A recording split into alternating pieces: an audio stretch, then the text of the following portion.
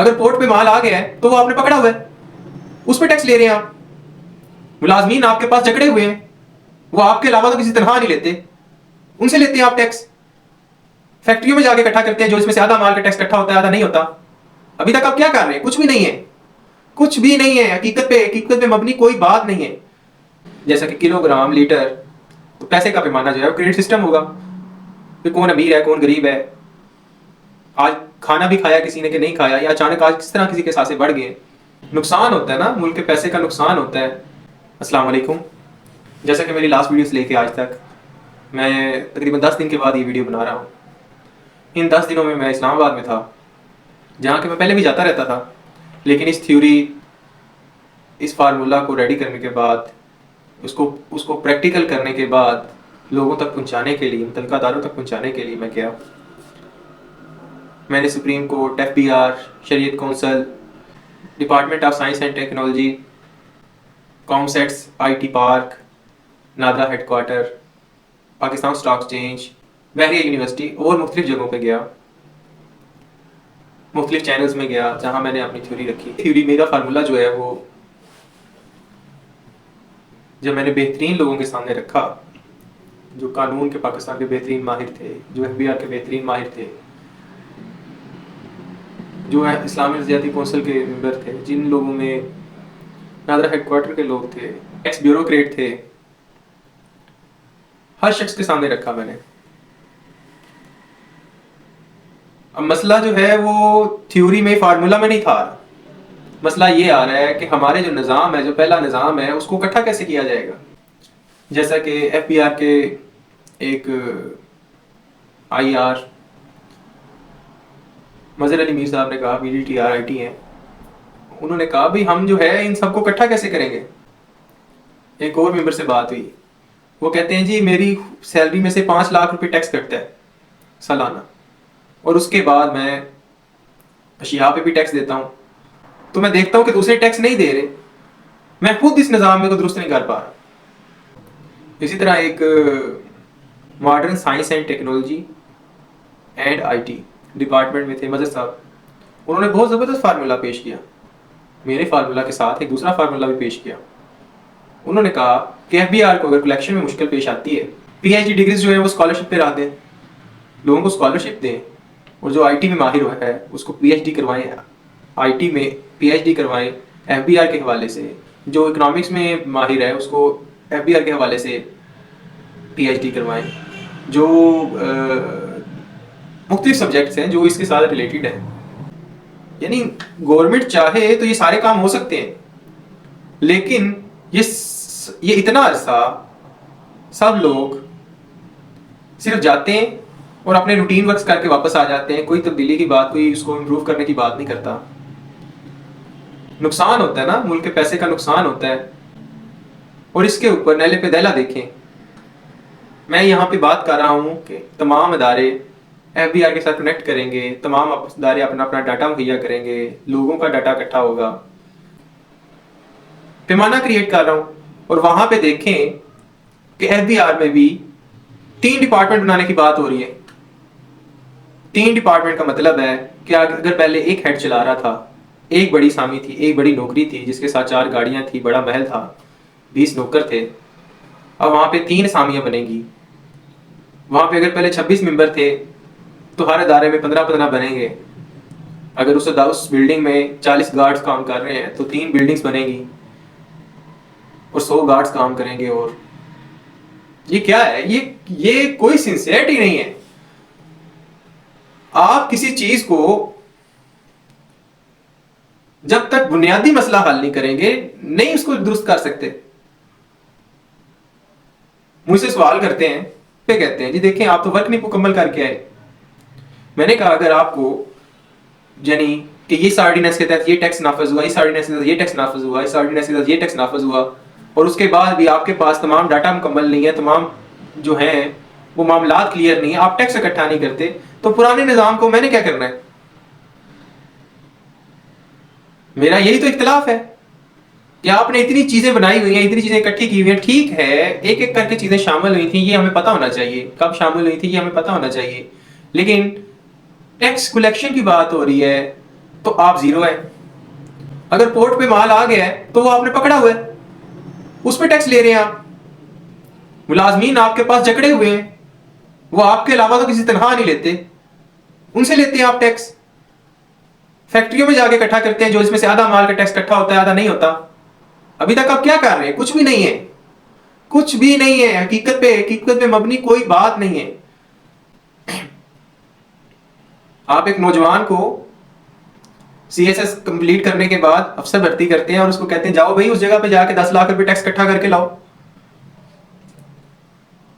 आप उसको बड़ा ओहदा भी दे देते हैं जी, 17वें ग्रेड का ऑफिसर बना देते हैं पहले दिन, उसकी ट्रेनिंग भी बहुत अच्छी करते हैं, लेकिन वो वक्त ज़ाया करता है, अपनी भी इंसल्ट करवाता है, अदारे की भी करवाता है।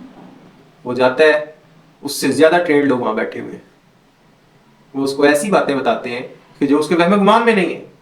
आपने 10 लाख इकट्ठा करना था, 2 लाख लेके वो आ जाता है और वो कहता है जी यही स्टोरी है, क्योंकि आपके पास स्टोरी कंप्लीट नहीं है। जब तक आप स्टोरी लिंक नहीं करेंगे, हर चीज पैमाने पर बराबर नहीं रखेंगे, तो इसी तरह ही होगा। या मुल्क के साथ ज्यादती होगी, या टैक्स देने वाले के साथ ज्यादती हो जाएगी। हर शख्स डर रहा है यहाँ पे, अजीब सा क्योस है, कुछ समझ नहीं आ रही।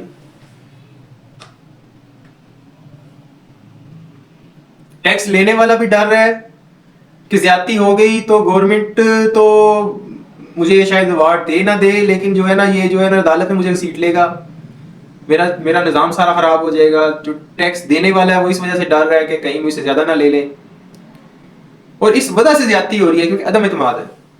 इत्मीनान बहाल करें लोगों में जो है टैक्स बेस्ड फायदे पहुंचाएं, डायरेक्ट फायदे ना पहुंचाएं। डायरेक्ट फायदों से किसी को कुछ समझ नहीं आती कि ये कहां से आया है। टैक्स बेस्ड फायदे पहुंचाएं ताकि लोगों को पता चले कि इतना हमने टैक्स दिया, इस हिसाब से हमें फायदा मिला है, ज्यादा मिला है, कम मिला है, गवर्नमेंट ने हमारा इलाज करवाया है, गवर्नमेंट ने हमें जो है हमारे बच्चों को पढ़ा रही है, गवर्नमेंट जो है वो सड़कें बना रही है, स्कूल बना रही है, हमारे मोहल्ले के काम है। छोटी छोटी बातें मैं कह रहा हूँ, बड़े बड़े इदारे एक बड़ी चीज होती है। आम आदमी की सोच के हवाले से बात बता रहा हूं। जब वो टैक्स दे उसकी हौसला अफजाई करें, टैक्स ना दे तो उसकी हौसला शिकनी हो, मामला संजीदा और आसान हो। सबसे बड़ी जो चीज थी ना, सबसे बड़ी चीज जो मुझे यहां पे देखने को मिली वो ये थी कि खोखले नारे हैं, खोखले दावे हैं, मामलात आसान की बजाय मुश्किल से मुश्किल तरीन है। ये बात समझ नहीं आती कि अगर एक गवर्नमेंट ने एक इदारा बनाया है, मिसाल के तौर पे NADRA excise, land record authority, capital authority और बहुत सारी चीजें, PIA,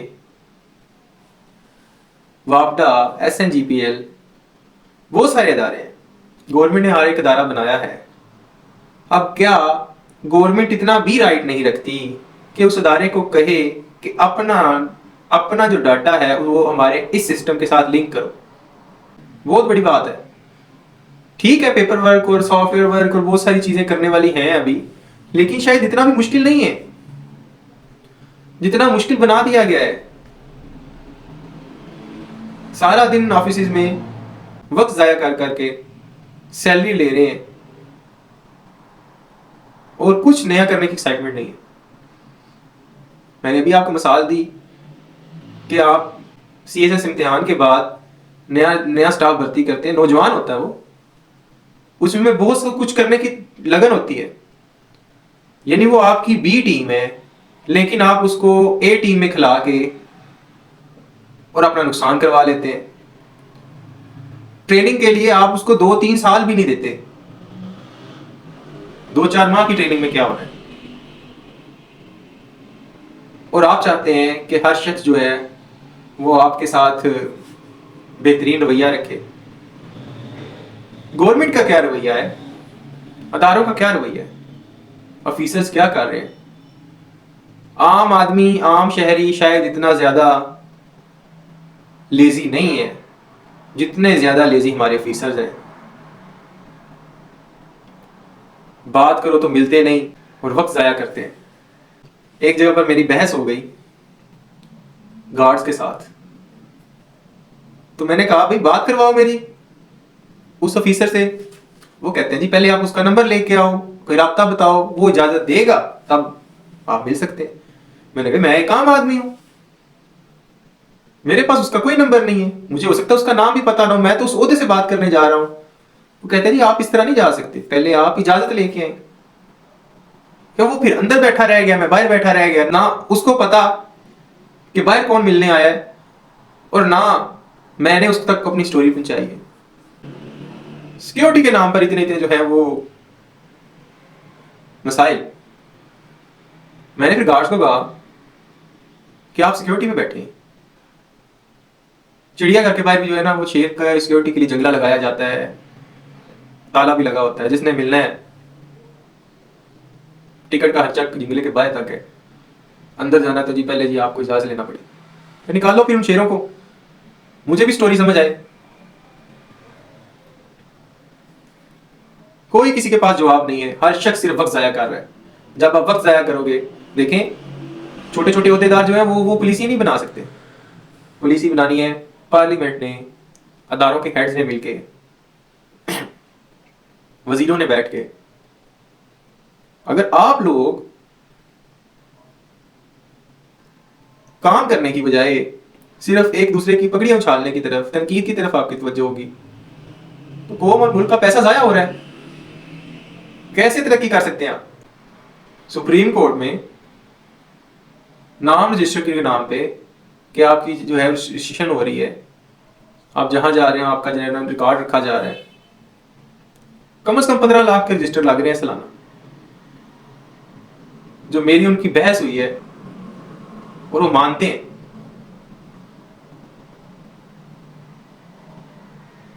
और अगर आसान सा फार्मूला है, मेट्रो बस के जैसे कि टोकन सिस्टम बना हुआ है, वैसे कार्ड्स बनाएं, स्कैनिंग सिस्टम साथ लगाएं।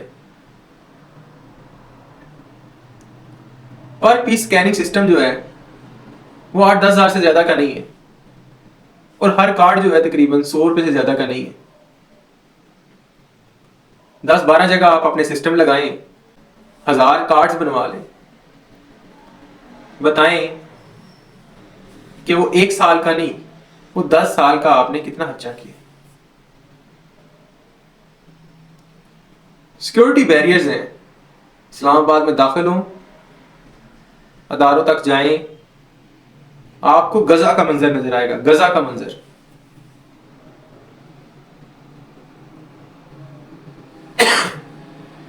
समझ रहे हैं कि जैसे गजा में 4 दीवारी है, कोई शख्स अंदर नहीं जा सकता, कोई शख्स बाहर नहीं जा सकता,